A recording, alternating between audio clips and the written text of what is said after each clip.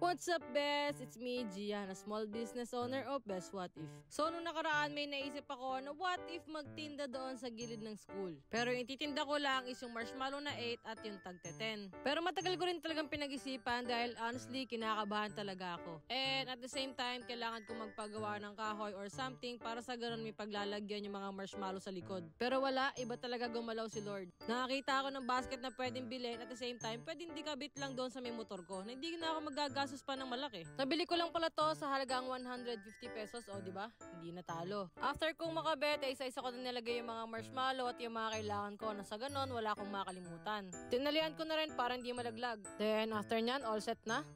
Let's go! At ito na nga, nakapwesto na nga tayo dito sa gilid ng school at iniintay na lang natin lumabas yung ibang estudyante. Tamang pa-cute lang at waiting lang here sa Gedli. At maya-maya may bumili na rin. Thank you nga pala dun kay ate sa katabi ko dahil piniram niya ako ng plate. Pero don't worry guys kasi pinalitan ko rin naman yung plate na hiniram ko sa kanya. Pero ganun pa man, thank you pa rin ate. Nakakatuwa lang kasi first time kong pumesto doon pero ang bait na nila agad sa akin. Ang next order nga sa atin ay marshmallow na tagte 10. Mix ang pinili niya at ang kanyang syrup ay chocolate. After naman niya ay sunod-sunod na yung mga nag-order sa atin dyan mga besi ko at meron pa nga nag-torch dyan. Or yung tinatawag nila na marshmallow na sunog.